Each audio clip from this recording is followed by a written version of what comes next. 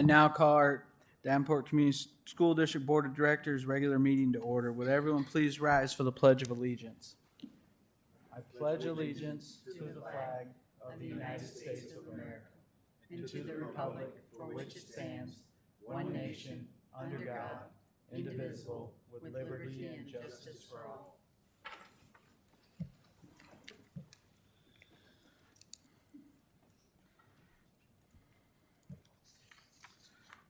Director Beck, would you please read our mission and vision statements? Yes.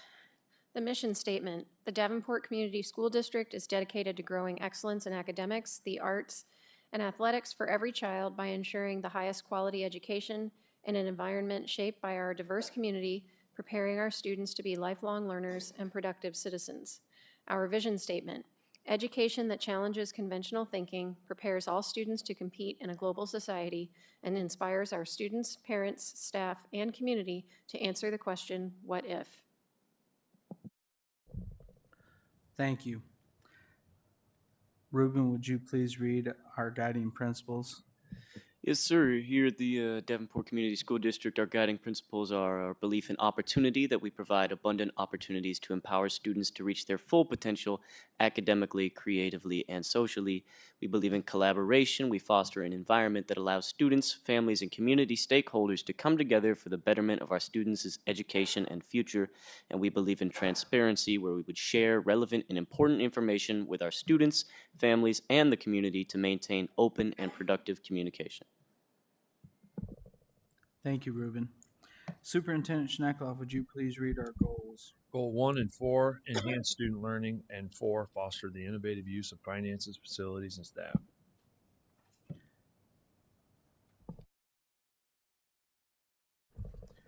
No recognitions tonight. We will move on to presentations. I will turn it over to the superintendent. Thank you very much. Tonight, we're very excited to have LULAC with us tonight. It's one of the oldest organizations and chapters across the nation. We are very fortunate to have in our area. We meet monthly with our local LULAC, and the partnership's outstanding. We brainstorm ways to continue to move the efforts forward. So tonight we have a presentation from, I believe, Tony. Is Tony in here with us today? Yes. So if you wouldn't mind coming on up to the podium, and Mrs. T is going to drive for you. So you just tell her next slide.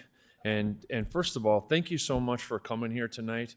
When the board president and vice president and myself, we get an opportunity to meet with the council once a month.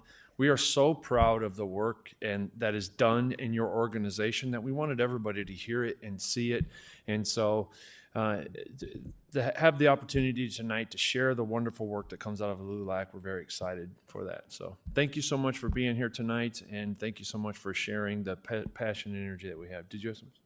So before you get started, there's a button on there. When it turns green, you're ready to go. And thank you for being here tonight. Okay. I am part of LULAC, League of United Latin American Citizens. As it was mentioned, that we are the national organization with over 525 local councils in the United States, with over 138 members. LULAC's mission is to advance economic conditions, educational attainments, political influence, housing, health, and civil rights of the Hispanic population of the United States. Davenport LULAC Council 10 has been in existence for 64 years. Davenport LULAC Council 10 also holds the distinction of being the largest council of LULAC. We are nonpartisan but take civil rights and civic engagement very seriously. Tonight we would like to talk to you about our ongoing education initiatives. This is a picture of the councils in Iowa. We have 10 councils. We have 4 youth councils, and we have 3 collegiate councils. And then we also partner with Project Renewal. We gave them the tech center. We donated the computers and worked with the Quad Cities to help them achieve what they do. Okay. We have awarded 51 scholarships for a totaling of $30,000 this year. To date, 1,100 Quad City area students have received LULAC scholarships totaling $830,000. Collaboration to enhance LULAC Council 10 educational initiatives with the Davenport School District. We meet monthly with the DSD superintendent, his staff, and school board representatives on a monthly basis while school is in session. Cultivating a sponsor a school program, relationships with Title I schools, Jefferson, Hayes, and Fillmore Elementary School. Also in with this, we do have people that volunteer at Fillmore schools to help the children in need. Implemented a tech center at Project Renewal after school program, support the Putnam Museum Pathways program, the ESL, and co-sponsor the University of Iowa Latino Summit. Okay.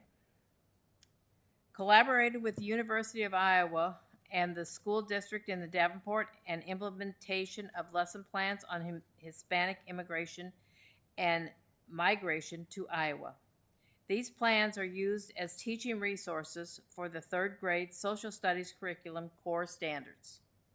Established a strong relationship with the Tri-City Building Trades Councils. We hold skilled trade careers expos at the LULAC Center.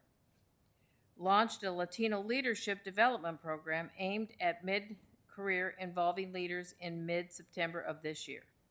As stated, education is a major focus area for our council. In the words of Cesar Chavez, you can't uneducate a person who can read. We believe that education is the key to success as citizenships in the 21st century. Okay. These are pictures of the donations that LULAC donates every year to different Title I schools. We donate to Fillmore Elementary, Hayes Elementary, and Jefferson, and we also donate to civic communities that reach out to the community, to Ballet Folklorico, St. Anthony's Danza Assunciation, and Project Renewal, and the Glenview Middle School, and the Putnam Museum. This year to date, we've given $6,000 to area schools and programs, and we are not done yet. We still have a couple more that we want to donate this year. And I am the president of the council. Thank you. Any questions? Yeah. Does anybody have any questions as to what we do? Director Beck? I just want to say thank you for coming and sharing what you guys are doing with the Davenport schools. I think it's something that needs to be shared, but not everybody knows the close relationship that our school system has with your group. And so thank you very much for coming tonight and giving us this presentation. Appreciate it. Not a problem. I enjoyed being here. Thank you. Any other questions? Not really a question, but myself and Vice President Klein Jerome sat in on the meetings with Mike Reyes and Joe Morales, and it's always very educational for us, and we always take something away from that. So we greatly appreciate, especially the adopting the schools and helping out with that.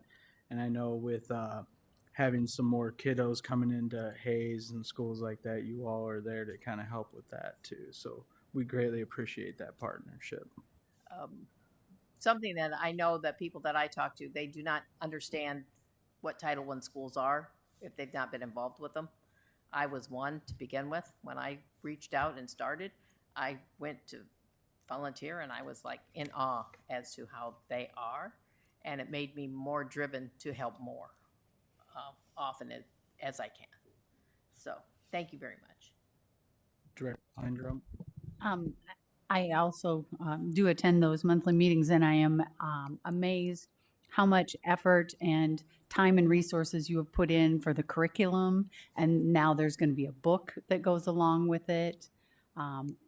It's just wonderful that you would take that much time and resources for our third graders. Thank you.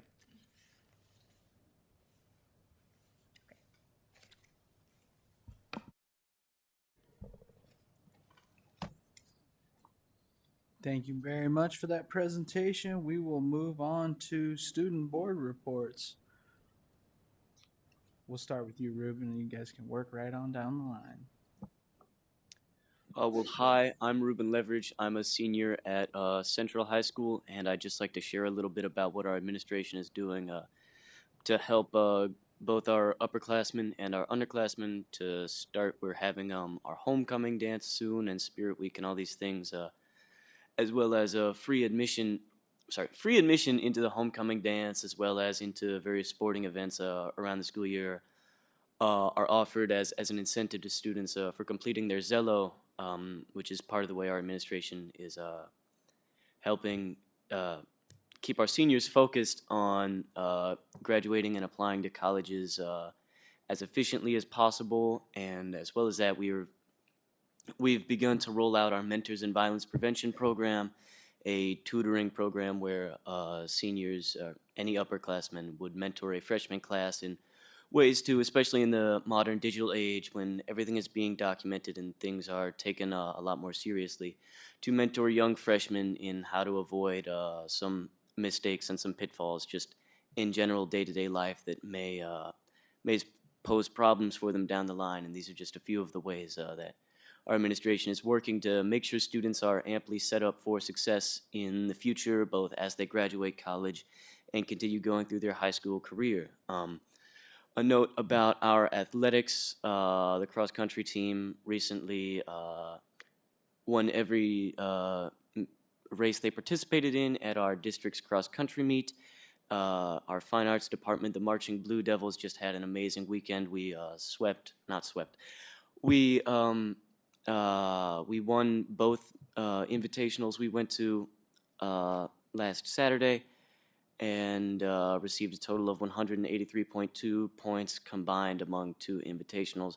We're very proud of the Marching Blue Devils, and they continue to demonstrate excellence both on the field and in the classroom. We are as well excited to announce this Tuesday we'll be hosting our district's band spectacular at the Brady Street Stadium, and everyone, of course, is invited to perform. We will be performing with all three high schools, Central, North, and West, as well as performing with middle schools. It's an excellent showing of the dedication that all of our band programs put into performing and growing our skills as musicians, and as well as an opportunity for middle schoolers and feeder schools to see the heights that they can achieve both at Central and, of course, at all of our high schools.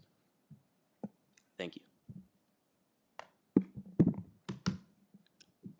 Elena will be giving the student board report for North. She's down there.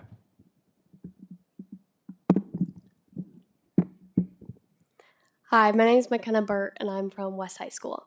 Our student hunger drive has just started to kick off. We have brought back an old tradition of the teacher lip sync battle. So the teachers with each department will bring a routine and show it off to the school just as a kind of fun thing. And then you pay money or bring cans to get released from class to go down to watch it.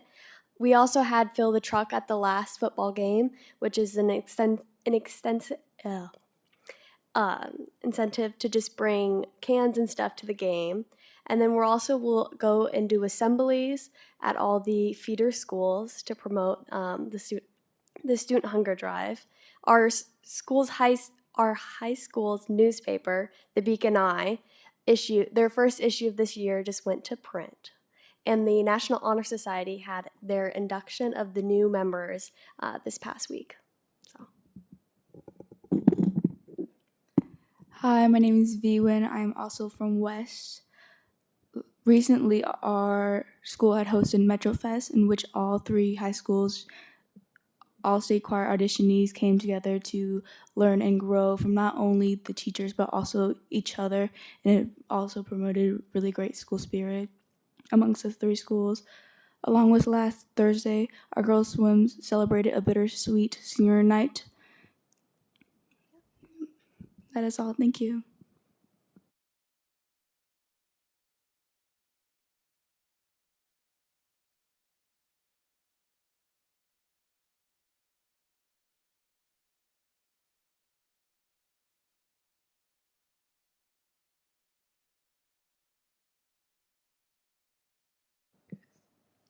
Hi, I'm LA. I am a senior at Mid City, and then I have my other representative with me today, Jaciana. She's also a senior at Mid City. So what's been going on is farm class has been doing research about composting because we're gonna find where to put our composting bin at. And then we also have our student hunger drive coming up. Our teacher has been making posters and putting that around school to get kids hyped for it. And then we also have our quarterly celebration coming up that we do at the end of every quarter where we celebrate, all of the kids and everything.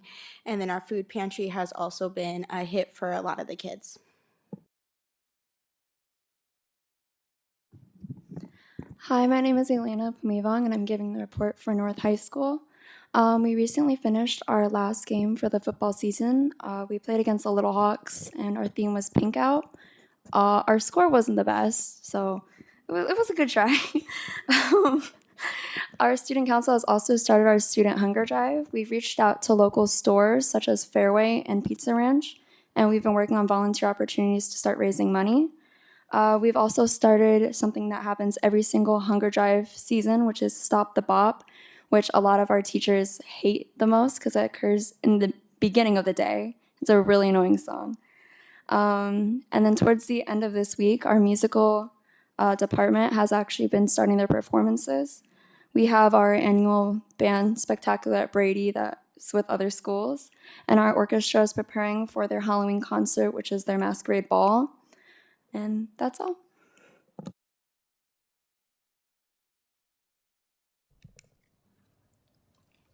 Thank you, student board members. We always appreciate your input and your reports on things that are going on in your buildings and your feeder schools. I don't know what it is. In the future, because I know you have musicals and plays and things going on, if you know about them, if you could let us know here, so the public would also know when those things are going to happen in your building, that would be great.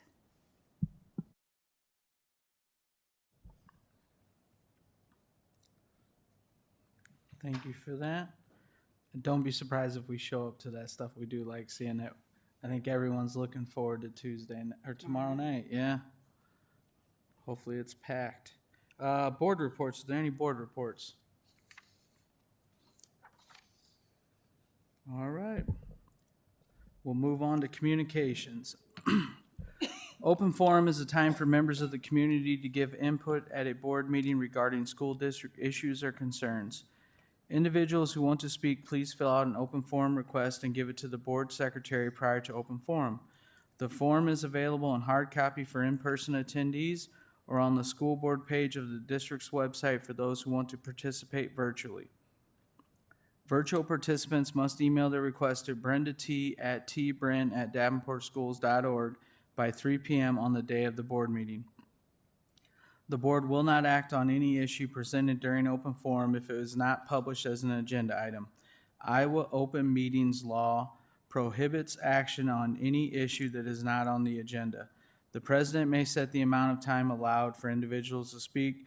The board asks that no charges or complaints be made against individual employees of the district or community. Remarks that reflect negatively on the character or motives of any person will be called out of order. You will be asked to state your name and home address prior to making remarks. We have 4 open forum requests for tonight, and there were no virtual ones. Thank you. Up first, we have Maggie Reitz, and then right after her will be Trinity Merrick.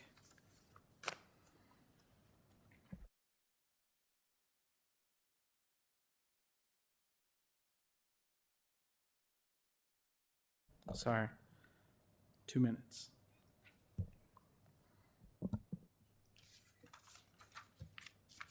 Maggie Reitz, 4014 West Rushland, Davenport. This is Chris Schlichting. I want to urge the board tonight to look at one of the changes closely in the high school course guide. The new guide moves speech class from a required class to an elective-only class. This is my 15th year teaching speech at West High School. This is not a good change for Davenport students. Requiring speech gives all students in Davenport the opportunity to learn a skill that businesses are looking for, good communication skills. In a time where students are addicted to their screens, and having effective communication skills will help them in the future and set them apart from others. Speech teaches students confidence, organization, social, verbal, and nonverbal skills. They'll likely tell you that speech standards will be embedded into other language arts courses. But as a language arts teacher, I can tell you that there is not time to effectively teach speaking and listening on top of all of the other things that are required of these teachers. They'll tell you that speech will be an elective still, but the reality is that many students will not take this class because they lack self-confidence and don't believe in themselves. They need a push to see that they can do hard things. They'll tell you that other districts don't require it.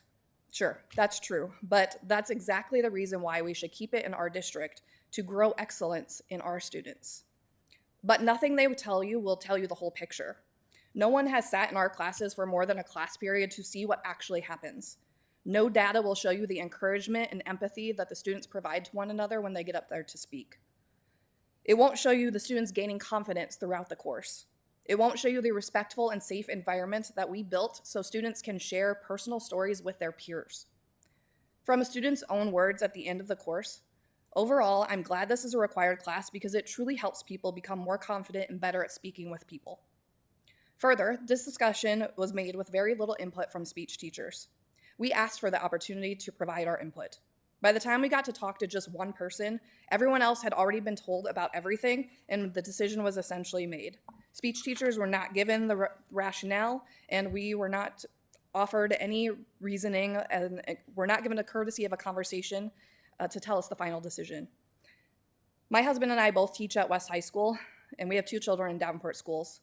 We know that Davenport has great teachers, but we were very disappointed in how this was all taking place. When Davenport has great teachers that are not listened to, valued, and respected, they will leave, and their families will follow. If we want to grow excellence in this district and stand up together, then we need to do the right thing. Thank you.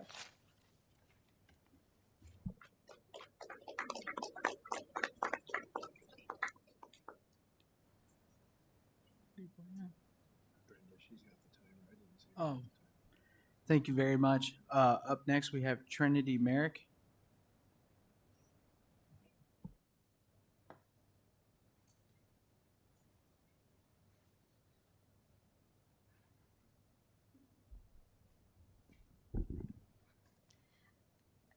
Hi, my name is Trinity Merrick, address 3421 West Garfield Street, and I will be sort of sharing this from the perspective of a student. When I'm a senior now, but when I first started freshman year, COVID was in its prime. That meant a hybrid schedule, and it really affected me, not just me, but other students as well, our social life, because when you lose the face-to-face contact that you're used to, you know, even with social media, I think we can all agree that it's not quite the same as what it means to talk to someone face-to-face. So when we lose that for as long as we had, it's definitely had a negative impact on a lot of our students, myself included.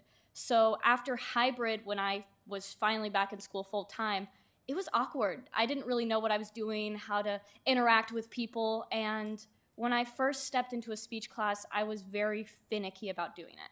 The thought of going up in front of my classmates, my peers, and having to talk to them about any subject, really, it was nerve-wracking. But with the class over, I can say without any doubt that it helped me, and I'm sure it's helped a lot of other students as well.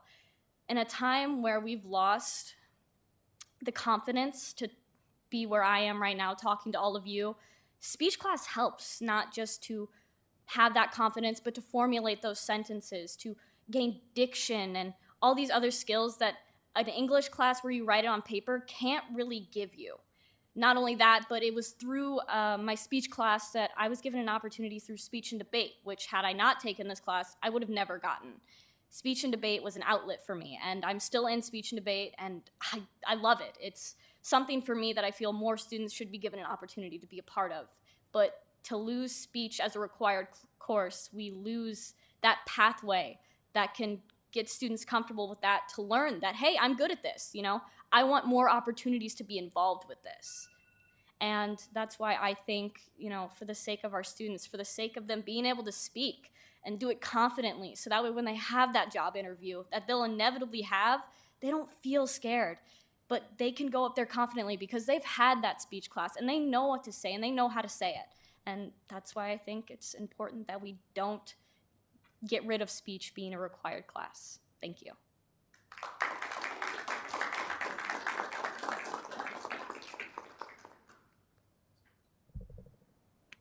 Thank you. Up next, we have Nathan Defoe.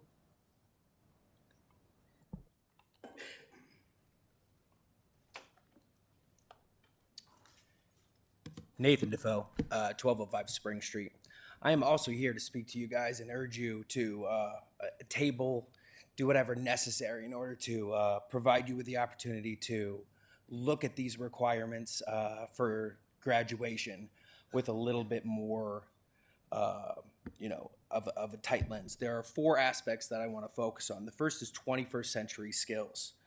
Okay, 21st century skills in today's life focus on oral communication skills and our ability to talk to one another, to get in front of a group of people and to have this conversation and look at really where we're at as people. Okay, we have all been through a traumatic experience through COVID and shutdown, and we lost a lot of our oral communication skills, not just us as adults and teachers and parents, but the students as well. The next is generalization, okay? I think that oral communication skills that are learned in speech classes are some of the skills that generalize the best to the world of work, to our ability to understand and communicate with one another. The third is creative voice. Our world is changing, okay? It's not just going to be about information, it's going to be about creating. And our ability to speak and interact with one another is going to be fundamental in developing our own creative voices that we can express in new and different ways that don't even exist at this point. And the fourth is inspiration for future leaders. Okay, I started off as a speech and debate kid when I was in high school, and it led me here to be a teacher and what I like to think of as a leader. Okay, and without those speech classes and that recognition of a really amazing speech teacher, I'm not sure that I would be here. So let's take this opportunity and not neglect our students' 21st century skills, the fact that it generalizes to many, many other settings, their creative voice, and the inspiration of future leaders and hopefully future teachers. We do have an idea here to grow our own. And I think speech class and the skills learned in that are just so fundamental for our success as a district and as a community. Thank you.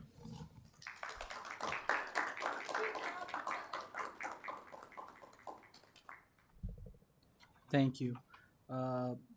Last but not least, Nick Newman.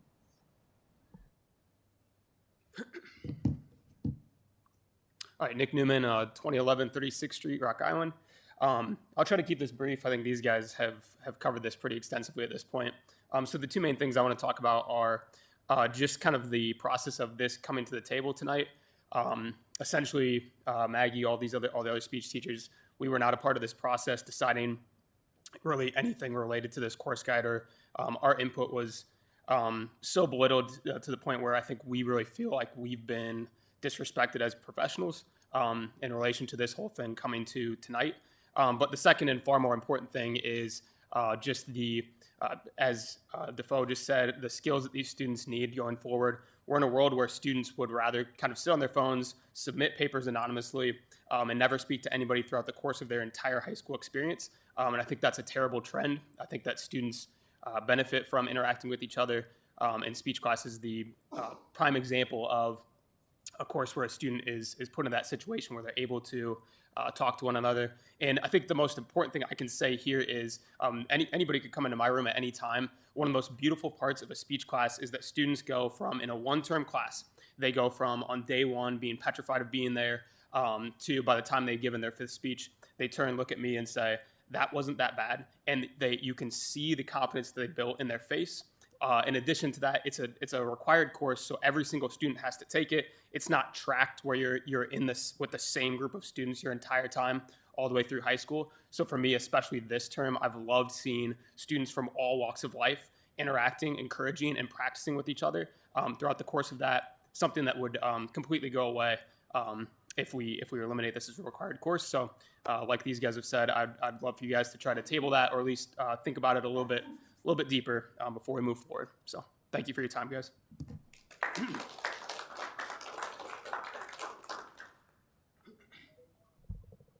Thank you. The board always appreciates open forum and the public's comments. We will move on to the consent agenda. May I have a motion? Mr. President, Director Hayes. I move the board accept the consent agenda as written. Thank you. Is there a second? Second. Motion's been moved and seconded. Is there any discussion? The only thing I want to say is I'm glad we got a credit. About time. Question. Director Gosen. Sorry, I have a Nope, question. nope, I already went past. Director Beck, go ahead. In the description of the credit, like, that's fantastic, but it wasn't clear to me the work ended up getting done after all, but we were given a credit for receiving the wrong materials, or what happened there? We got a credit for returning the raw materials that would have been used to do the work. So we met with the contractor, talked about a different way to go about it that was cheaper and quicker. We did it. When the material came in, we were able to return it. Thank you. Any other discussion? Seeing and hearing none, I'll call for the vote. All those in favor say aye. Aye. Any opposed, same sign. Ayes have it, motion carries. Superintendent report. Not this time. Committee reports. Okay.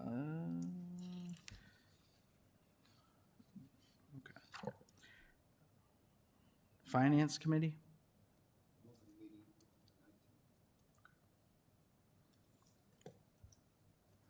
Nothing for legislative advocacy. LZAC?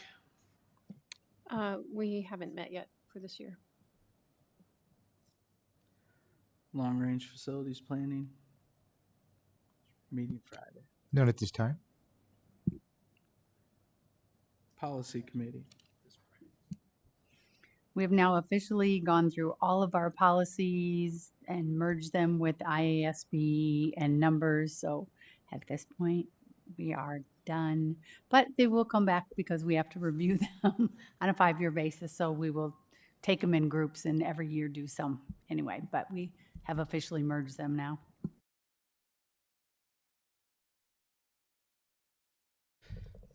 Thank you. We will move on to items requiring action. May I have a motion on subject 10.01 School Budget Review Committee, SBRC, request for spending authority related to limited English proficiency, LEP deficit. Mr. President, Director Beck. I move the board approve our request to the School Budget Review Committee for the modified supplemental assistance for the FY 2023 Limited English Proficiency LEP deficit in the amount of $1,411,419.12. Second. Thank you, thank you. Is there any discussion on this? Director Beck. Just for the sake of people who may not be familiar with this, this is not money that we are asking for. We're not raising taxes. This is money we have spent and have to pay. We're asking for the authority to spend the money that we already have. Okay. Is there any other discussion? Seeing and hearing none, I'll call for the vote. All those in favor say aye. Aye. Any opposed, same sign. Ayes have it, motion carries. May I have a motion on subject 10.02, review annual non-discrimination statement? Mr. President, Director Beck. I move the board approve the annual update of the administrative regulations 102B, 102C, and 102D per school board policy 102. Thank you. Is there a second? Second. Motion's been moved and seconded. Is there any discussion? Seeing and hearing none, all those in favor say aye. Aye. Any opposed, same sign. Ayes have it, motion carries. May I have a motion on subject 10.03 Teacher Quality TQ Committee 2023-24? Mr. President, Director Beck. I move the board approve the DCSD Teacher Quality TQ Committee for the 2023-2024 school year. Thank you. Is there a second? Second. Motion's been moved and seconded. Is there any discussion? Director Beck. I guess, could I have just kind of a brief overview of what the TQ does? Because I know this isn't something that comes up very often as well. Absolutely. The Teacher Quality Committee meets, and the dollars that are that come from the state to provide professional learning are divided amongst 3 buckets, and those buckets include district, building teacher quality dollars for professional learning, as well as individual. So there is a once that is done, then there's a plan to distribute that. So every building, for example, was just notified about 2 weeks ago what their dollar amount is for teacher quality, which again is attached to professional learning. And that professional learning can be done during the summer, outside of the school day, could be during the Mondays that we have now to support the growing excellence plans that they have. That's at the building level. And then the teacher, individual teacher, there's also a dollar amount that's divided amongst all of the teachers in the entire district that they can tap into. And I think it was $840 that each individual teacher can write a plan for individual professional learning.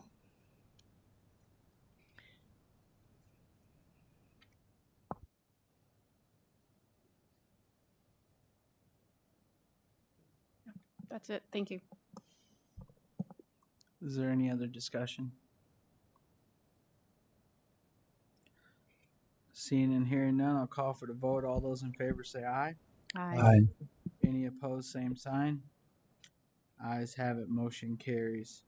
May I have a motion on subject 10.04, the 2024 course guide? Mr. President, Director Beck. I move the board approve the 2024-2025 high school course guide as presented. Thank you. Is there a second? Second.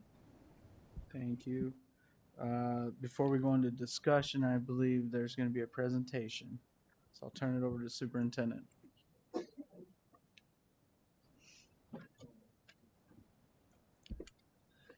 Diane and Allie have put together our presentation for tonight.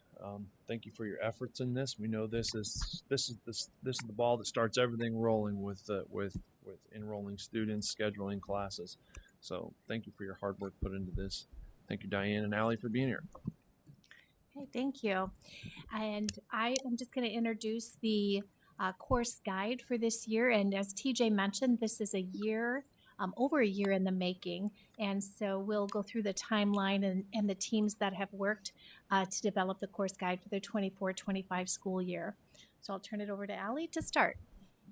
Hello, I am Allie Vanderbind, and I want to be clear that while it says a single line on my job description is course guide, this is an effort of a lot of people in the district, not just the curriculum department, but also HR and the ILDs, across all of the departments. So I just want to be clear that I am merely the person in front of you talking about this.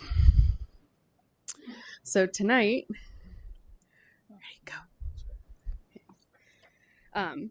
tonight, we're hopeful that by the end of this presentation, you will understand the high school course guide registration or high school course registration process and its impact throughout the entire district. We're going to go through the overview of the different graduation programs, see an overview of the courses and the paths in each department, and reflect on the timeline of the ICAP and DCAP requirements within this process.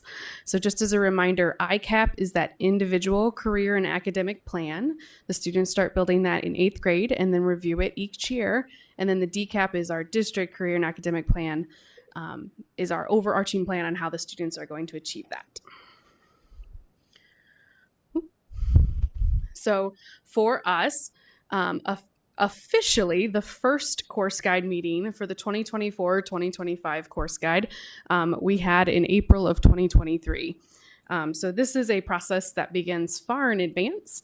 I will also let you know that the 2025-2026 first course guide meeting actually happens at the end of this month.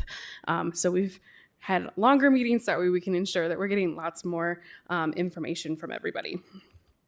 During the summer, teams of teachers are brought together to review updates, changes, and removals. I know in particular in my own subject areas, we had lots of meetings about different things that we were going to be doing for this course guide for this year. And then in September, the learning and results teams put together something that's like kind of a final draft of the course guide for the following year. And this cross-content time was used to gather input for this draft. And as we gathered input, the team came together to develop, again, the course guide to make sure that there's consistency in formatting, to ensure that there's information that students can make the best decisions around the courses that they're going to select, and that it's clear for parents and guardians and families. So the draft then is created. And the team that came together and went through iterations of the course guide include high school counselors and high school principals, the scheduling principals that are in each of the buildings. So some buildings will have an assistant principal or another person in charge. So we wanted to make sure that their input was gathered. The learning and results team, so each of the content area and core and non-core areas came together to make sure that that input was collected and developed with the course guide, and instructional leadership directors were around the table. Once we did that, we moved into a meeting that was held the last week of September. And that was a very comprehensive meeting with all those players that I just mentioned around the table at the very same time. So we took the draft and put that in front of everybody for one final look. And so this wasn't the first time that anybody had seen the course guide, but multiple iterations. So with all of this, each content area was updated and shared out about what was being proposed. The CTE pathways were discussed so that we had clarification on that. We talked about the Creative Arts Academy and the flags that are included within the course guide to make that clear. The CCIR chart, all of the information was reviewed for the course guide, including each of the courses. I just want to give a huge shout out to Allie for the leadership that she's provided and also bringing all these teams together.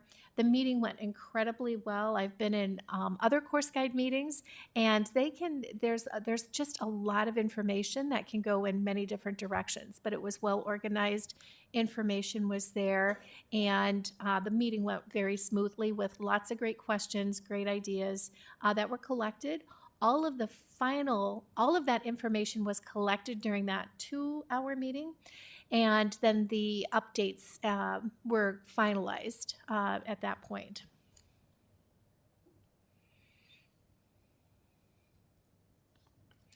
This is the course guide. The link is in there so that you can have a picture of what that course guide looks like, again, for consistency, formatting, and for students to be able to go through and select the courses that they are interested in and needing. So the introductory section is at the very beginning of this book, and it goes over the graduation programs, which does include the DCSD core diploma, and the information is outlined on page 6. Then it moves into the description of the high school specialty programs. And those specialty programs include the Creative Arts Academy, the Mid-City program, North for the Associate of Arts Accelerated Learning, and then CTE work. So on page 8. Page 8 has that overview of those specialty programs. Then we move into information after life after high school. So what do students need to know and be able to understand to make the decisions, best decisions for the courses that they're selecting? And on page 9, it includes the admission requirements for regent universities, the minimum requirements for NAIA and NCAA. requirements, the open door admissions for all Iowa community colleges, and the information on Tri-City Building Trades Council. Once that life after high school information is shared, students can review that. It moves into those concurrent course admission requirements, as well as the College Board advanced placement courses, the AP courses, and then the overview of academic interventions, including credit recovery. So this is a one-stop shop for students and families to, again, be able to make the best decision for their course registration. So as we continue with our overview of a 150-page document, just to remind everybody how big this is, we're going to start with English Language Arts because in SCED, it's the very first one. You will notice that we've revised how tables look a little bit in the course guide just to provide clarity for parents and students. Students are able to, I don't want to say hop, but it's the best word I've got. They can hop between paths should they choose. We tried to make it as flexible as we could for those kind of things. So you'll notice a student could start on path 1, find out that they really love English and hop to path 2 or 3 if they want to go more an honors route with that program. We're also trying to really lay out what it means to be in the accelerated AA program as well. So that's your ELA table. We also have some updates to the ELA electives. We've changed a few of these electives as well as added some of them. Instead of power poetry, we now have multicultural literature, which embeds the poetry in it as well as provides additional support. Instead of writer studio, it's now creative writing to provide more clarity for what that class actually is. So we're hopeful that more students will be signing up for that. Moving on to mathematics. It hasn't changed. So here's your math table, as it's always been for the last several years, at least as long as I've been doing this. All right. However, science has changed significantly. So just to provide clarity to everybody who's kind of looking at this, again, the pathways you are able to jump between pathways. So maybe you're a little bit like me and you really love physical science, but life science isn't your thing. So you can take the honors level physics, but maybe you want to just take the standard level of biology and then hop back to honors level of chemistry. That would have been my path. So you're able to do that.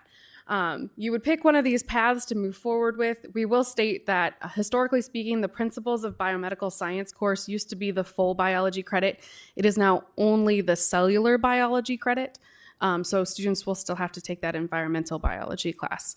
So as you look at those pathways, just kind of take into consideration some of those pieces that have changed. So we did these changes and updates to science to bring us more in alignment with ISASP testing as well as NGSS, which is the Next Generation Science Standards storylining and pathing for science classes. Social studies has also not changed. It's along with math. We still have requirements of all of these columns. So the biggest change with social studies is just how we're organizing information. So everybody would need to pick one course from each column in order to meet your graduation requirements. Health and physical education have not really changed very much either. The biggest thing to keep in mind is that Foundations of PE is your required course that you must take in order to graduate. That contains all of our Chapter 12 requirements that we have to teach in a PE class. So that way we are allowed to give more flexibility for what students choose to take in physical education as they go on. Something that I know a lot about now, we ready for this, is CTE pathways. You might notice as you're counting these that we have 16 career pathways this year. You will also notice that we've added 3. So I'd like to point some out. And also, that's only, so like last year we had 15. This year we have 16, but we added 3. So obviously we lost 2. And so I want to talk through the decision that we made in order to get to that point. So accounting and financial services, marketing and management have not changed. Those are our 2 business pathways. Computer science, however, did. We were running 2 different pathways for computer science. We had computer science IT and computer science developer. We found that was confusing. Students weren't sure which one they were supposed to be signing up for. And we were finding that a lot of kids were just kind of doing both. So what we did was combine those pathways so that way students can get the experience in both the IT side and the developer side to help them explore a little bit more of their options and give them more work-based learning opportunities. We are cross-listing graphic design with your visual arts program. We're really excited to bring graphic design into our CTE pathways. That is one of the future-ready careers in the state of Iowa, so we're really excited to be able to provide support for that. Culinary and early childhood have not changed, but we did add K-12 education. We in the school system should not. We have a captive audience of people who can be our future employees, and we're really excited to be able to offer both early childhood education and K-12 education as pathways moving forward. We will be adding one class in order to make that one work. The freshman level, what we call the Light the Fire class, if you remember from my CTE presentation. We're really excited to be able to add that as the students will be able to explore and experience what it means to be a teacher at all K-12, so that way they can kind of have a bit of a better idea about what all of that means. Family and community services stays the same. We've added public health or public safety. We're working with the city of Davenport. We're really excited for this one as well. We're working with both the fire and police department from the city, and then with the county, we're working with medic for the EMT. So students will be able to experience the field of public safety. Health sciences, we used to have 2 health sciences pathways. There was a health sciences biomedical and a health services pathway. Just like computer science, we were finding students were confused about the difference between the two. So we've merged those 2 pathways together to provide more clarity. Airframe mechanic, automotive technology, construction, engineering, advanced manufacturing, and welding are all of our applied sciences pathways that we continue to support and we're really excited to have. Click. Our visual and performing arts section comes next. We have our band, orchestra, and chorus, as well as the music technology courses, music theory, and theater courses. Our visual arts are 2D and 3D art, as well as communication media. That would be the one that's cross-listed with CTE. We call it graphic arts in CTE and communication media and visual arts. We know that that's slightly confusing, and we're working to make that less confusing.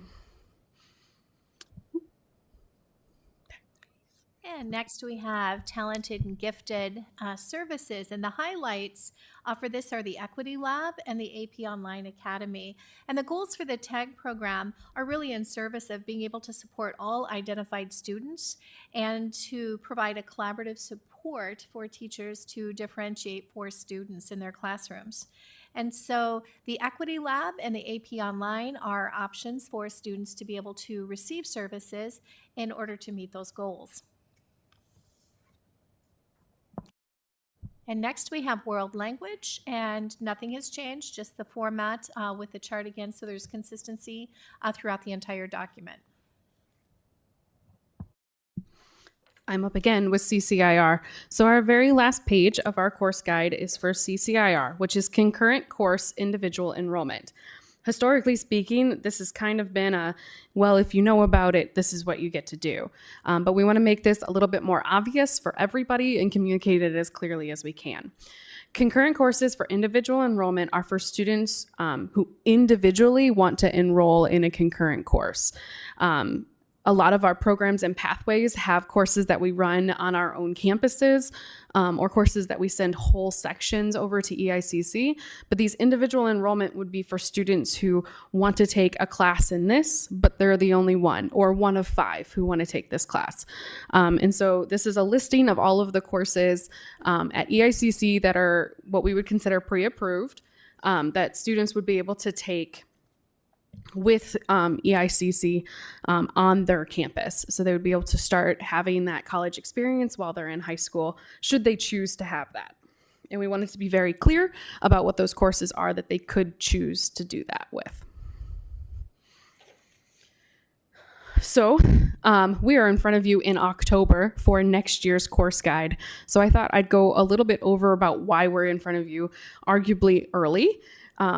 and what comes next. Upon approval, the Learning and Results team will update all of the documents for the 24-25 school year. Our high school counselors will work incredibly hard to meet one-on-one with each current freshman, sophomore, and junior to review their 4-year plans and register for classes for 24 and 25 during November and December. This is a monumental lift for our counselors, so I just really want to celebrate them as they have done this very successfully the last 2 years, but it's always a lot of work for them because they do have to meet one-on-one with each student.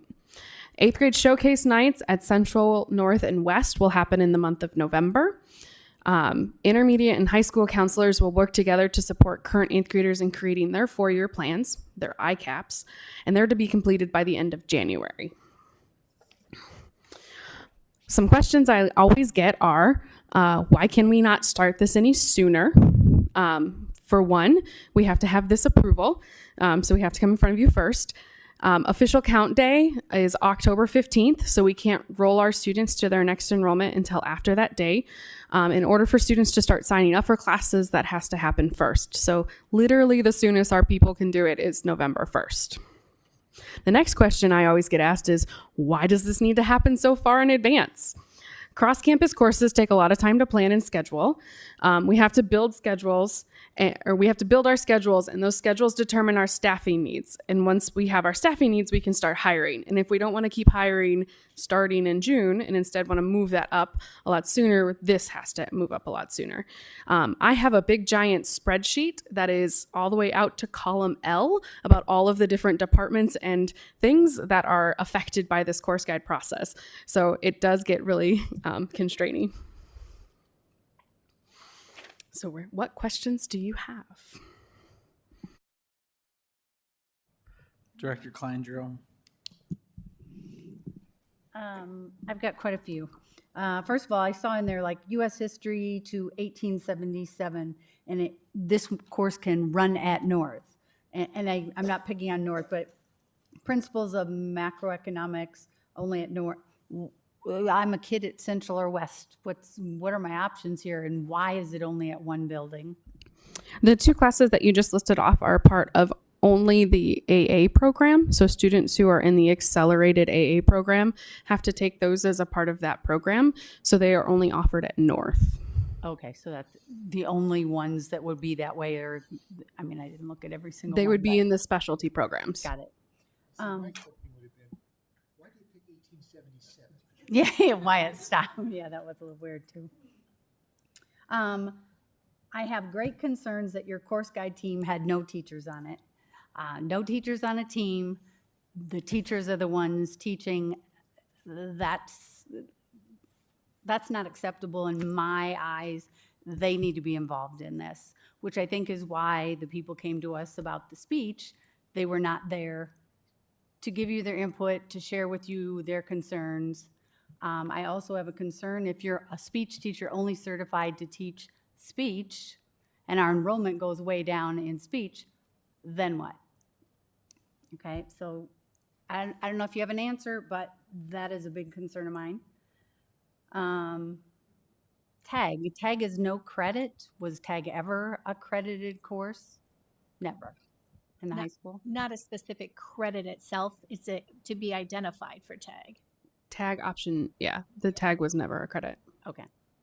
And then, not that I'm, hung up on titles, but I am the vice president and have been for 11 months, but you've got Linda listed as VP. Just a minor thing. We can get that corrected. Duly noted. As far as the teacher voice, just want to share that when each of the content specialists were meeting with their departments last spring, they would meet with department heads, which are, the teacher voice at that point. Also during the summer, there is one slide that we had over 100, I'd have to go back and look, 120-ish teachers in over the summer working on multiple different projects and tasks.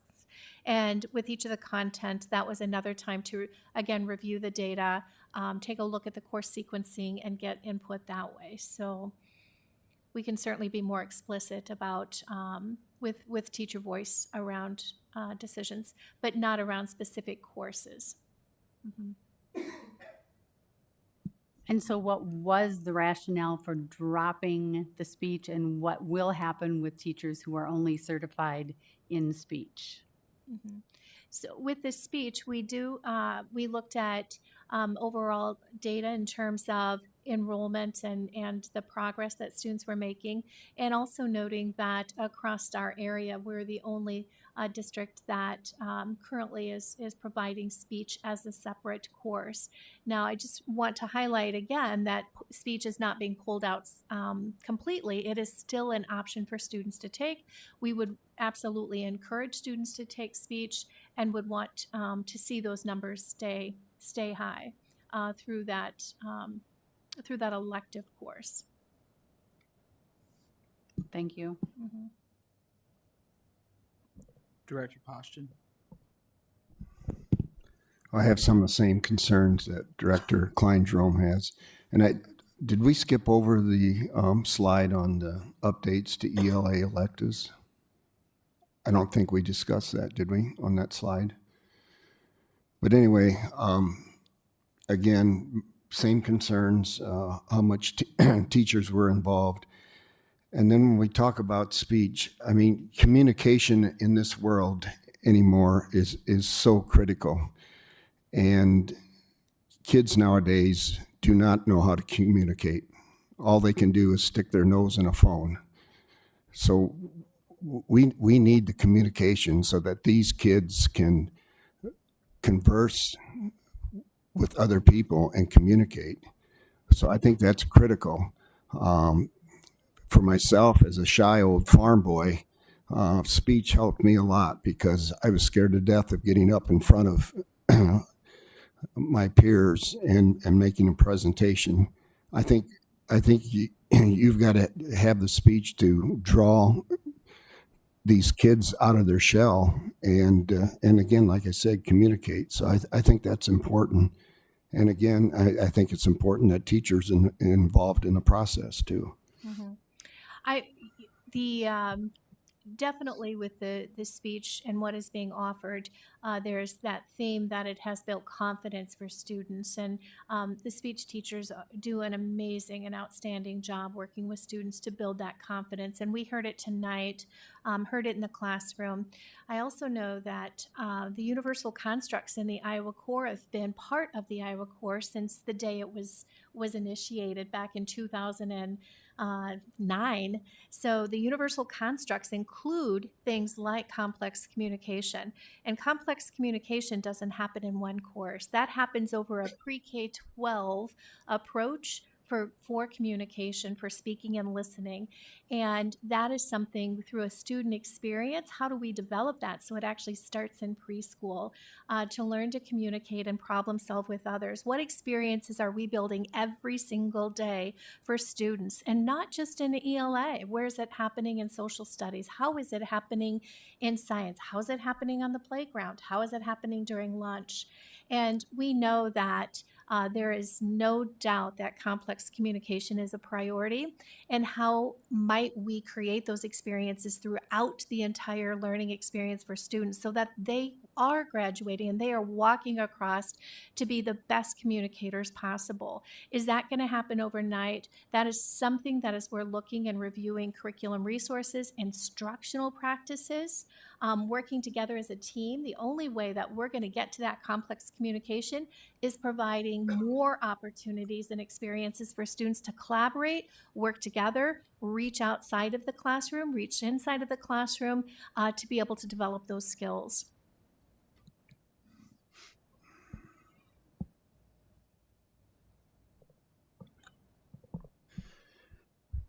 Going away from speech and on another subject for your CTE, you're combining a couple things.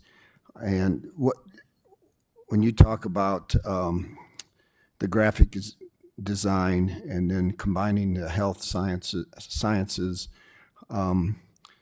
what do you envision for CTE down the road as far as number one, space? And are we going to continue to hold the line on the number of students that can participate in a particular CTE program?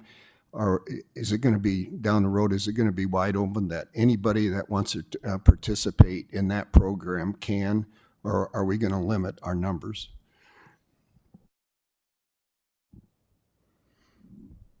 I just want to restate the question to make sure that I understand it correctly, if that's okay.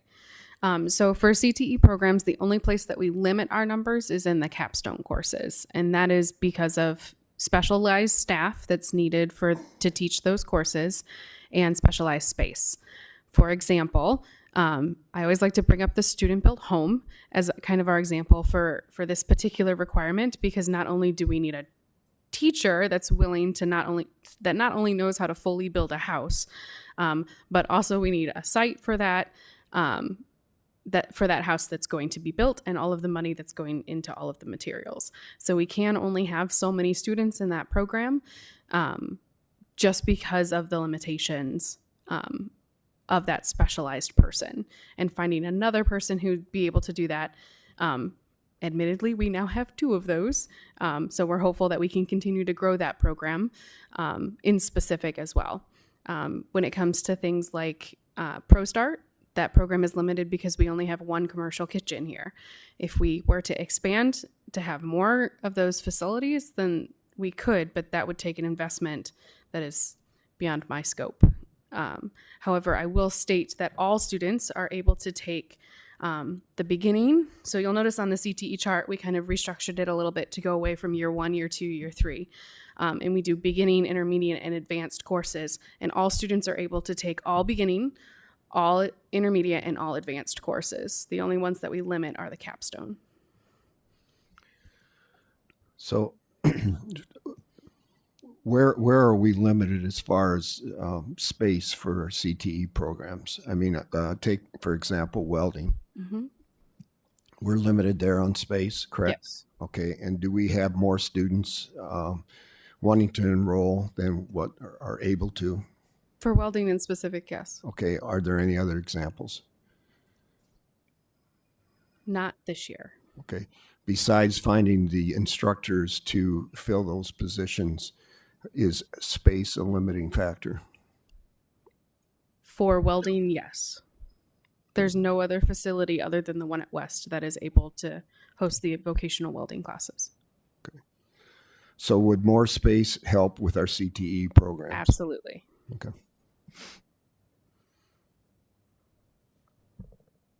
Director Beck. I have several questions as well, and I want to echo the concerns of Director Klein-Jerome and Director Poston that it bothers me when I don't see teachers specifically listed in the groups that are bringing this together. And I think I agree with Director Poston that speech, I know at least in my institution, when a class is no longer required, the enrollment drops precipitously because it sends a message that it's not an important skill. And I know the plan is to embed that within other courses, but I am not confident of that happening, not just here, but like anywhere. I've never seen it successfully done. So I have a couple of questions that are separate. So, for example, AP Human Geography, I'll use that one as an example because I have some personal experience. In the course guide, it says that it is able to be run at Central, North, and West. And I looked back at the current course guide, and it says Central, North, and West. My son registered for it and then was abruptly said, we're not offering it. And so that's just one example of something that is extraordinarily frustrating to students and parents who have the opportunity and see something listed on the handout that the counselors gave them in 8th grade. And I know a couple other people had the same experience, and I know it's not unique to us. So I guess how can you put this course can run in X, Y, or Z school, and then come June when schedules are made available, or August when they're made available, students who maybe that's the only thing they're excited about, what's going on? During the registration process, students are obviously signing up for the courses that they're interested in needing to take towards their path of graduation.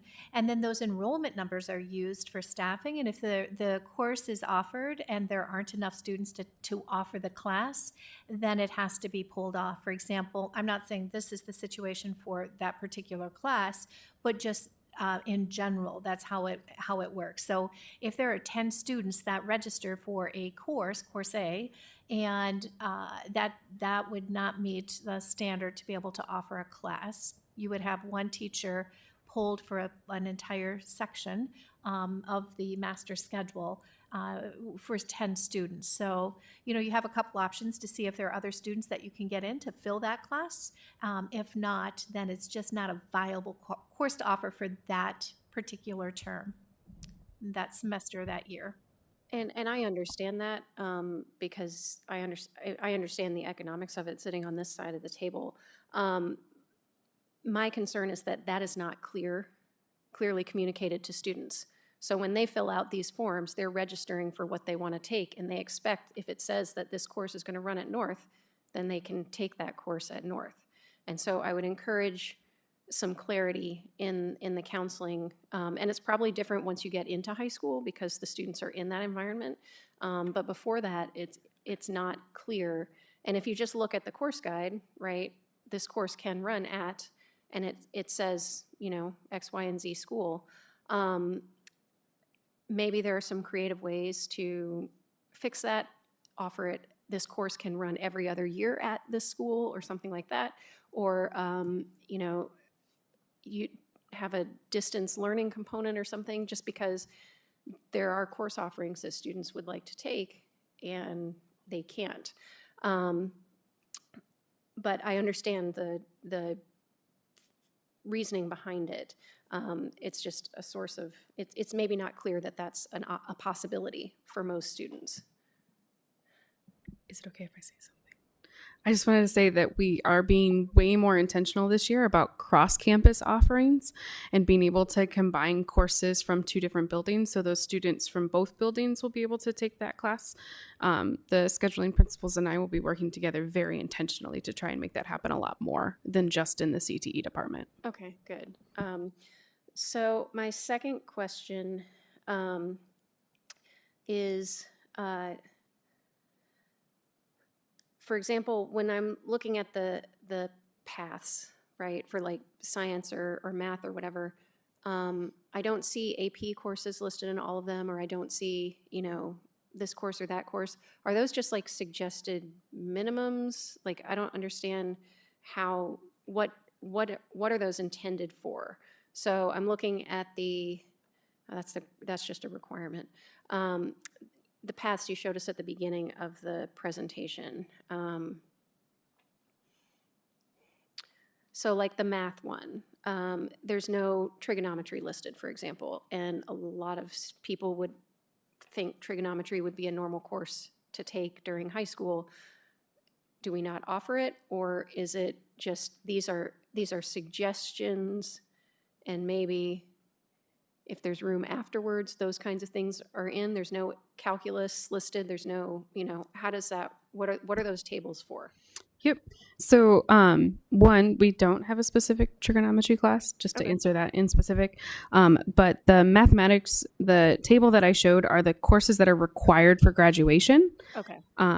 There is a table, if you go to page 31 in the course guide, specifically, there is a table underneath that has all of our general elective credit options that students can take beyond those courses. There, I see it. Okay. Okay, that makes sense. The same thing is also true for science. So those pathways for science are the graduation requirements. There's an additional table on the science page that has like AP courses. It now. Mm-hmm. Okay, thank you. What is the Equity Lab and what is the Online AP Academy? So Ed Equity Lab is a partnership that we have. It is an organization that brings together high quality institutions, so universities, to offer college credit specifically to tag students. So their focus is, so you have to be a tag student in order to enroll in those courses.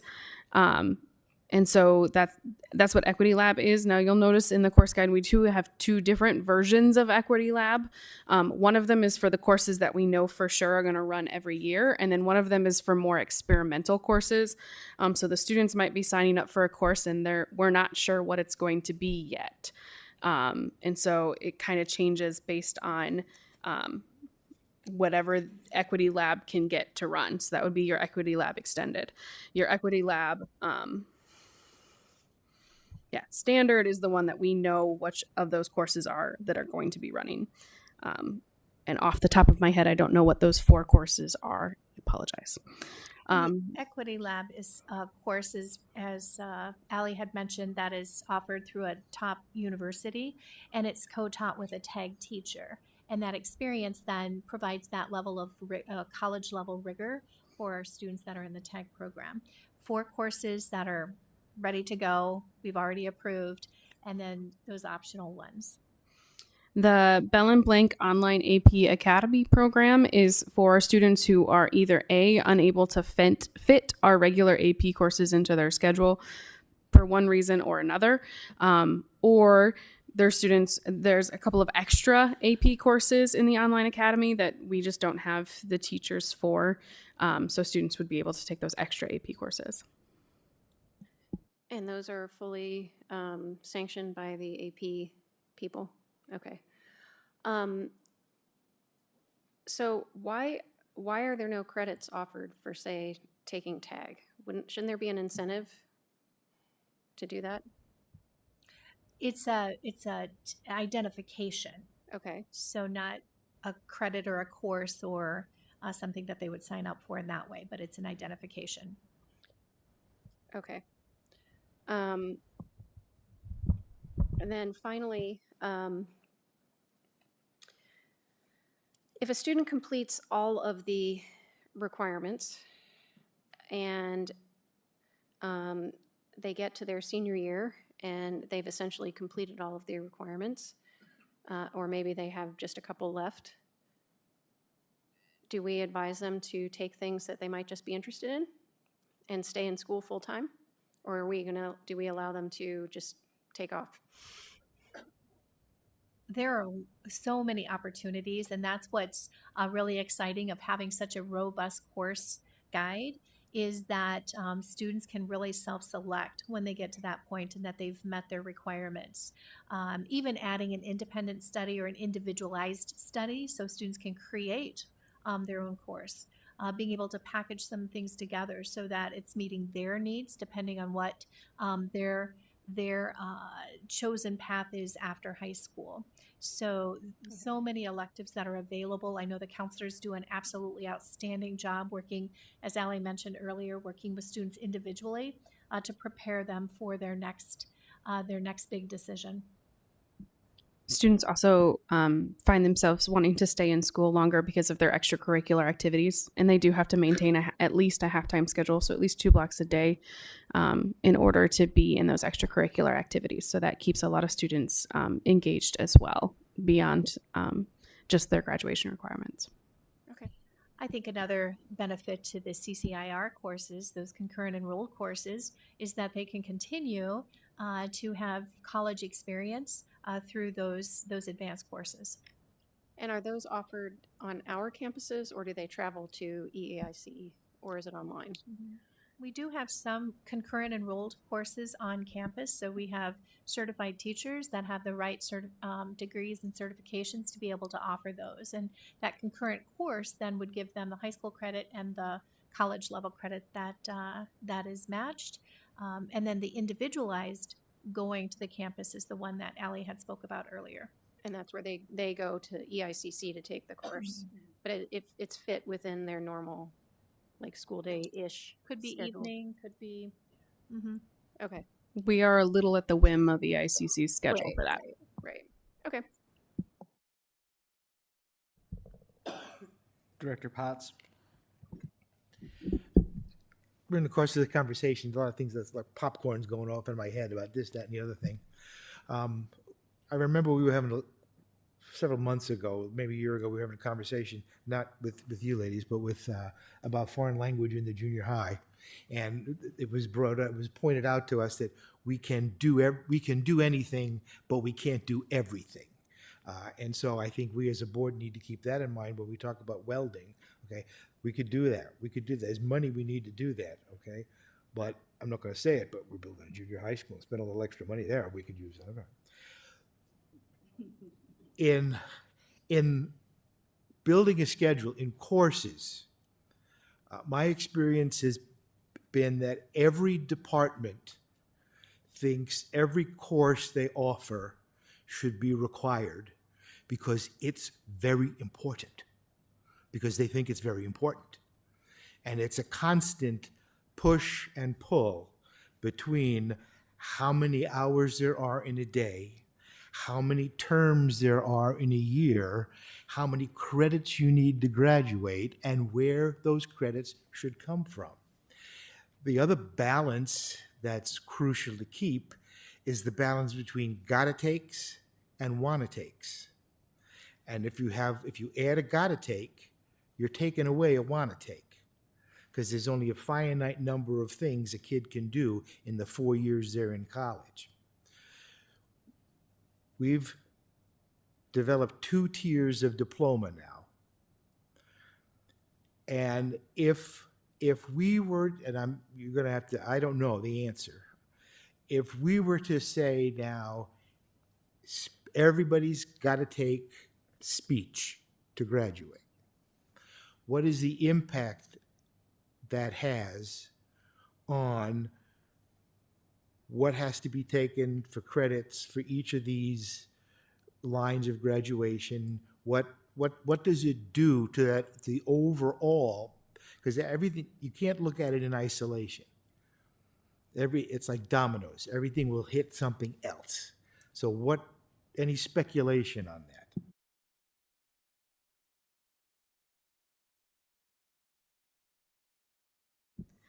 Iowa law is that students take 4 years of English language arts. If we add a speech credit, something would have to, in my opinion, something would have to budge from the rest of the English language arts curriculum. In my opinion, would need to be vetted through a whole bunch of other things, but something would have to budge.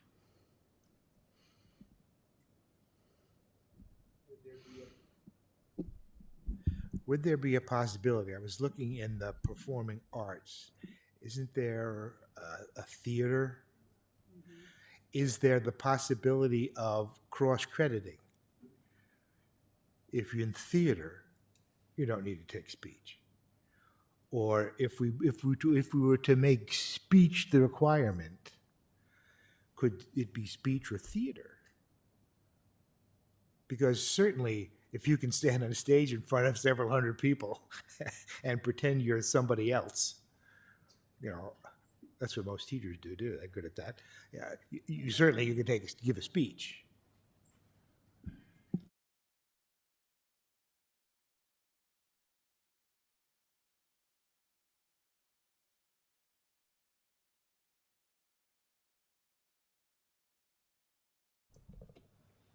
Director Barnes, or were you done? Just a couple of quick things. First, I think when we are talking about a curriculum and curriculum revision, it'd be really helpful. I want to echo my fellow directors to involve teachers. I know that there was a mention of involvement over the summer, but given the runway on this, I'd really encourage you to think about the inclusion during the academic year of teachers, especially when there are going to be revisions. A couple other things. You mentioned that you benchmarked our curriculum against other districts, but all I heard was we were an outlier because we were requiring speech. At some point, I'd love to know what we're doing that is different and perceived as superior or better than other districts, rather than what could perhaps be perceived as moving down to other districts. So maybe for another day, but that would be really helpful. What are we doing different and better, or offering that is superior to other districts? And if you have an answer right now, that'd be great. And I've got one other thing. CTE, our career in technical education, is far beyond the surrounding districts, and we're considered a leader in the state for our CTE programs. Not to toot my own horn, it's been all of the work of our teachers. Yeah, and CTE is amazing. I think it is definitely a distinction. I'm not sure that some of the presentation tonight about the value of speech is just CTE. I mean, I want to think also about our college prep group also, and so again, would love to know those distinctions. The last thing that I have, you I think I heard you say that something would have to budge in the required English. But aren't you implying if speech is important across the curriculum, that something is going to have to budge within 4 years of required English to begin with? And if that is the case, how are you going to measure that? How are you going to measure that speech and oral communication is now embedded in those English courses? And what is your methodology for measuring the student learning outcome associated with oral communication at the conclusion of 4 years?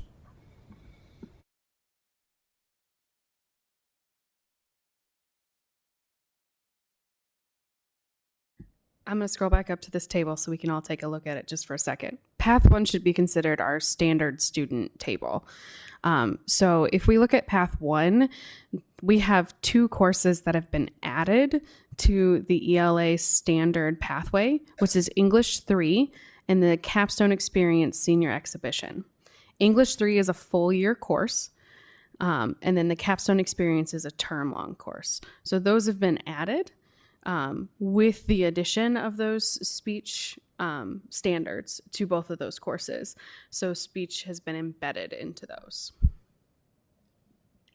And again, in looking at a more comprehensive approach to complex communication, knowing that we have opportunity to be able to develop those assessments, those criteria for success, and then that it doesn't happen just in English, but where else can it happen, might it happen, so that we're developing skills and assessing those skills and then monitoring.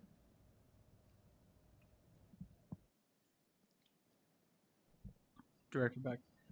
Just as a follow-up to that, I guess, if I heard you right, you said you added English 3, that's a term long, a semester, excuse me.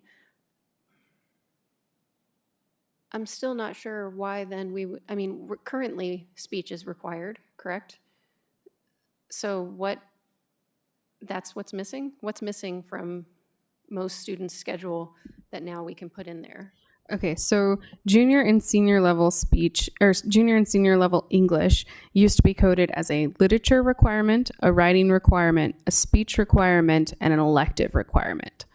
So we took the 3 called out, I'm going to call them requirements, and embedded them in the English 3 and the capstone, and then kept the English language arts elective requirement.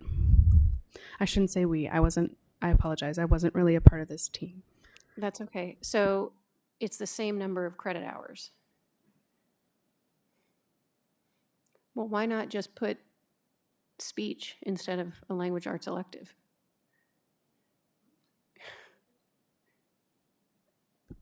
That is a thing we could do. Okay.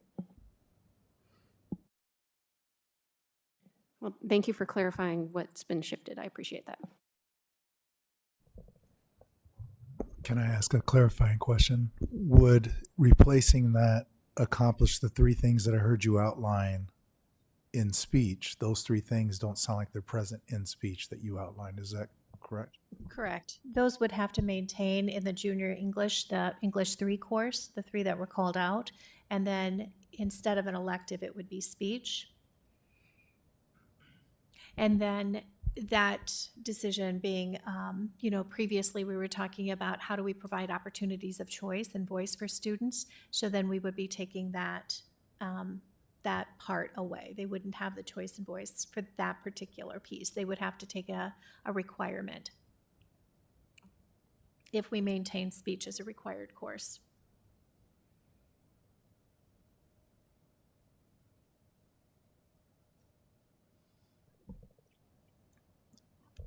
I have a couple questions. Well, one thing I wanted to point out, you guys have Iowa Wesleyan in there. They're no longer in business. And then my next question, and I've been trying to wrap my head around how this process works for a while, is so when building principals are on a team or whatever, are they supposed to be going back and getting input from their building to be the voice for their building?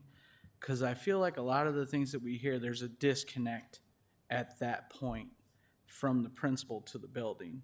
And I'm not trying to call a principal out or anything like that, but I'm just, is that a disconnect in this process?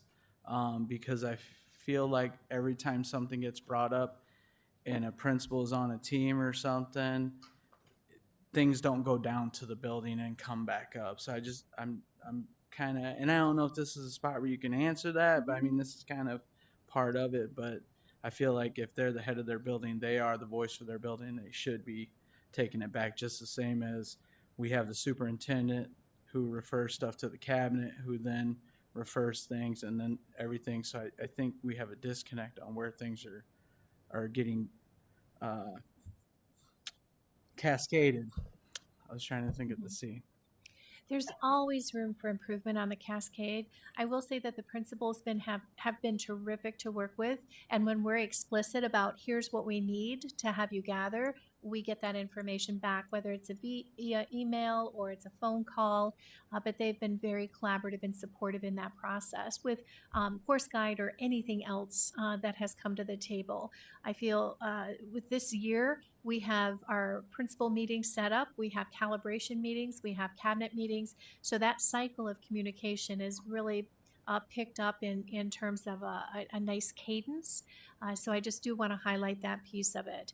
I think what we can do a better job, or myself personally can do a better job, is provide that more explicit piece to gather that. So, and the cascade is something that we're continuously working on to make sure that we're getting all the voices around the table that we need to.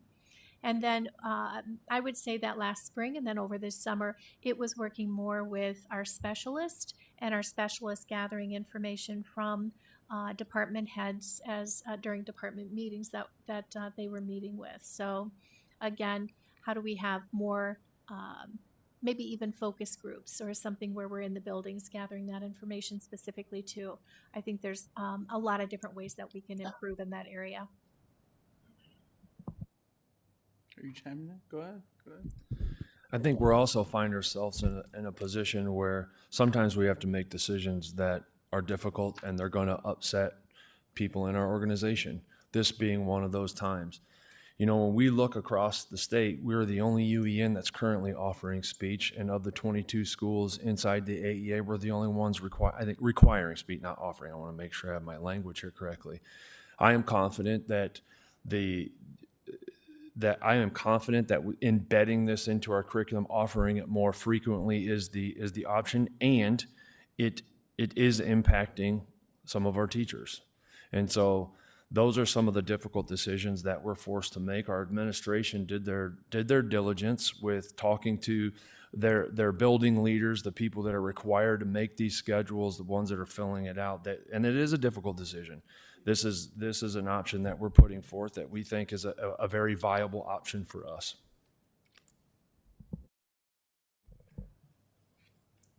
Thank you for that. I'm going to disagree with you a little bit. Like, we're the best in the state for CTE. Well, if no one else did CTE, then why would we? And that's just, I don't want you to be mad at me, but.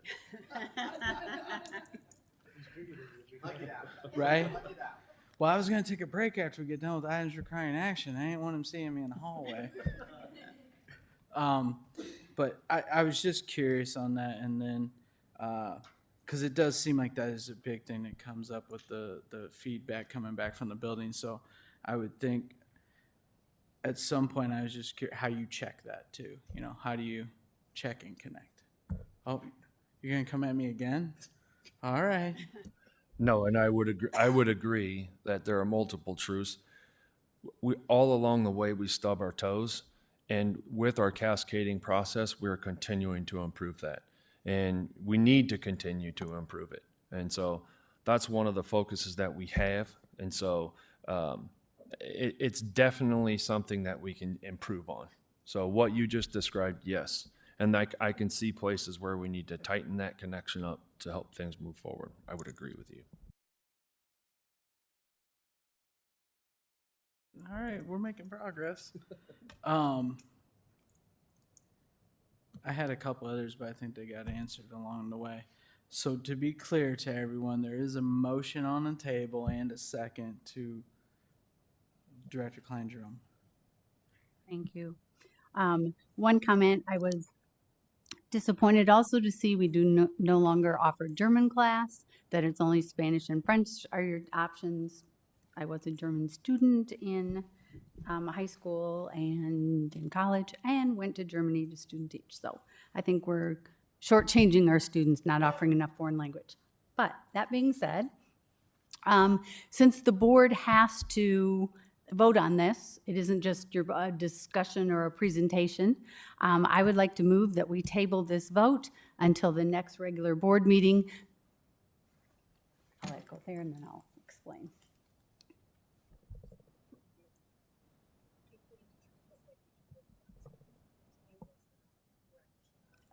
Okay, what is the term? Okay, thank you. Well, while you're looking it up, I'm not sure you got the board in agreement here. That speech came up many, many times. And so rather than vote no on it, because we feel passionately about it, but I don't know if you need to do some things, we need to do some things, and I just think waiting 2 weeks till the next regular board meeting might be a good thing. And there's nothing wrong with offering written communication in the literature classes instead of English 3, just saying. Oh, I'm gonna call it myself. I wasn't sure if the vice president was gonna do that. So I did want to bring up a couple other things. The one other thing that that was brought to my attention by somebody, they contacted me saying that they were really did not think it was a great idea to allow freshmen the opportunity to take honors physics. They were concerned about the level of math that a ninth grader might have and setting them up for failure. Just wanted to get that out there. So that's a concern as well. And I don't know what level of math you need for physics. I think it's algebra, and many of our students have it already. But anyway, that was one thing that was brought to my attention. But my other question was, one of the things that was mentioned tonight about speech is that it's a class where it's not honors or not, it's students from all ability levels in the same class, right? So you're encountering people you wouldn't typically encounter in your honors level or non-honors or whatever kind of cohort you end up in. Are there other courses where students will be in classes with people who are not at their same achievement level or socioeconomic level or whatever tends to correlate with courses, right? Where you're going to have that diversity and engagement with other students that are required, I should say. Off of the top of my head, specifically 3. So the first one is managing personal finance, which is our required financial literacy class. The second one is health education, which is our required health course that all students must take. And the third one is foundations of PE. Those are the ones I can think of off the top of my head. There's might be more. Now, is foundations of PE for everybody, or if you're an Yes. athlete, can you play some No. of it? Okay. You must take foundations of PE. You can take strength and conditioning as well, but you must take PE. You must take foundations. And I would also add that as we're looking at the data wall and our honors and our AP enrollment and the diversity within those classes, there's opportunity for us to grow in that area too. So I think we can look at that in a multitude of different ways. And what's most important is for us to have a really aggressive plan so that that diversity continues throughout a student's experience.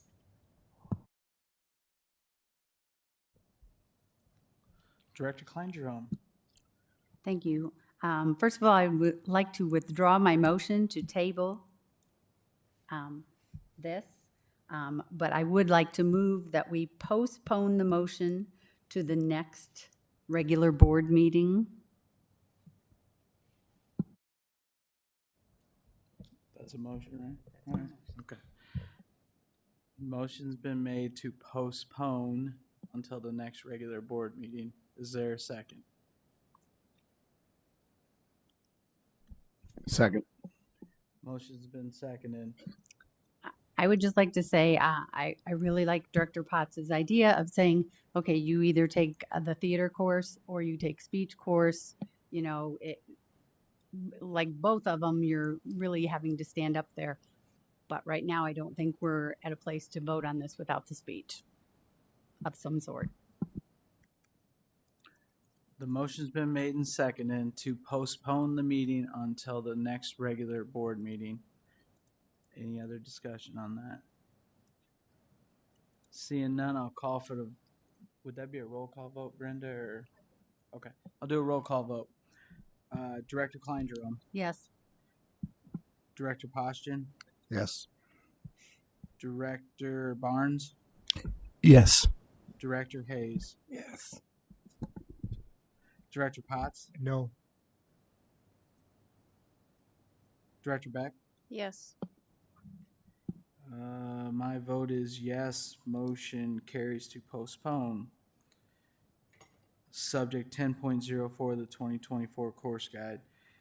We will move on to subject 10.05 policies for board approval. Mr. President, I move that we adopt policy 505.02, promotion and non-promotion practices in elementary school. Thank you. Is there a second? Motion's been moved and seconded. Is there any discussion? Seeing none, I'll call for the vote. All those in favor say aye. Aye. Any opposed, same sign. Ayes have it. Motion carries. We're going to take a 5-minute break and then we'll come back for discussion items.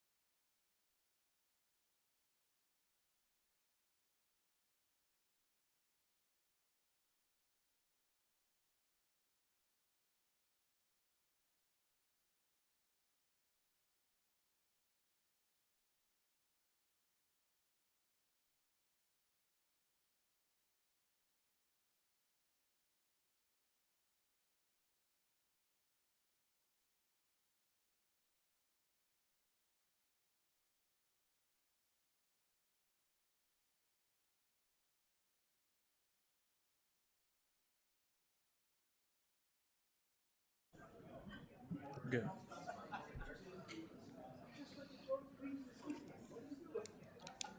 We're going to go ahead and get started again. We're going to move on to discussion items. Our first subject for discussion is item 11.01, the replacement of the mid-city shed roof. I'll turn it over to the superintendent. If you guys recall, this spring there was a major hailstorm. The shed at Mid City that we housed some programming in it was damaged from the hail. That was almost baseball size. So it would be paid for through insurance, but the cost to do that replacement of that roof is around $77,000. Many questions? Director Potts. 77. How big is this shed? I don't know how many square foot it is, but it's decent. It's pretty good size, actually.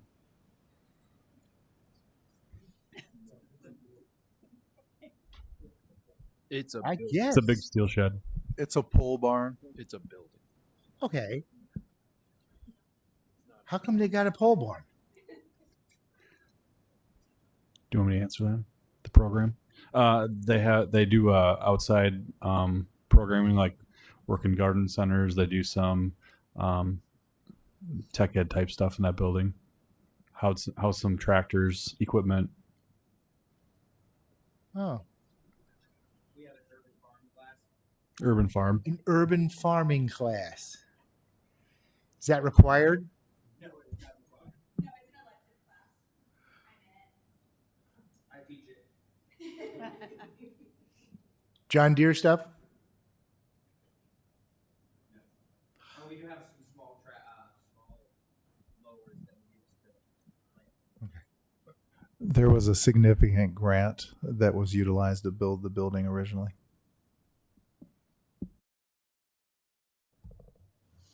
Any other discussion? Do you have anything for us? Okay, go ahead.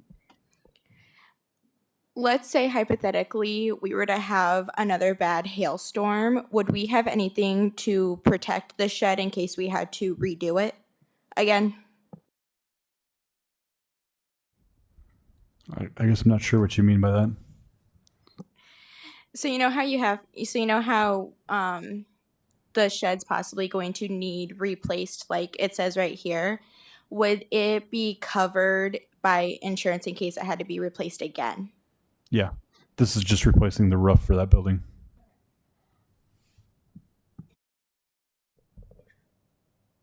Thank you. It wasn't that bad, see? Thank you. Any other discussion on this?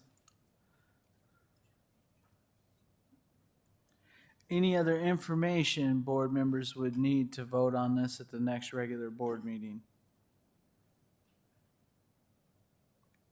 All right. We'll move on to subject 11.02, policies for board's first discussion. I will turn it over to Director Klein-Jerome. Are there any questions about the policies listed here?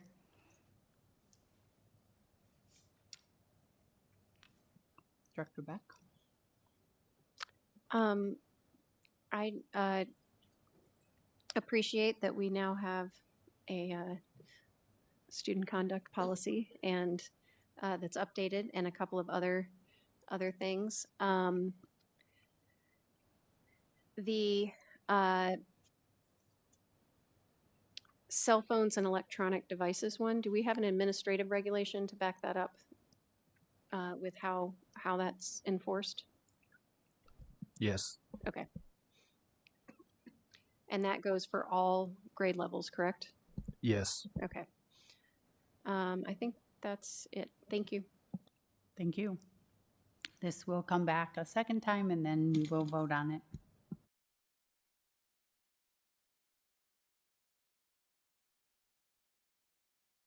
All right. Thank you. Any administrative reports? Board requests. Are there any board requests? All right. Board reflections. We'll start with Director Barnes. I just want to reflect on what I thought was a robust discussion relative to the curriculum guide. curriculum and curriculum selection is one of the most important things that happens in the school district. So I also want to compliment the administration. That is a monumental task, and I know that it may have felt a little nitpicky today, but these are important questions for us to explore. So great discussion from my colleagues here. Thank you, Director Potts. I concur with Director Barnes. Thank you, Director Potts. Director Klein-Jerome. I agree that it was a good discussion. I'm also looking forward to the band spectacular tomorrow night. I hope it's warm. Thank you, Director Klein-Jerome. Director Beck. I agree, and I'm looking forward to the band spectacular tomorrow. Perfect. Thank you. Thank you, Director Beck. Director Poston. I also agree, and I, like Director Barnes mentioned, I just want to give a shout out to the superintendent, the cabinet, staff. I know you've been doing a lot of work here the last few months, and not only on the course guide, but also on the curriculum. It's something that's probably not been attended to like it should have been in past years. And so I just want to give you a lot of credit. We can sit. I'm going to concur with everyone else, and I am looking forward to band spectacular.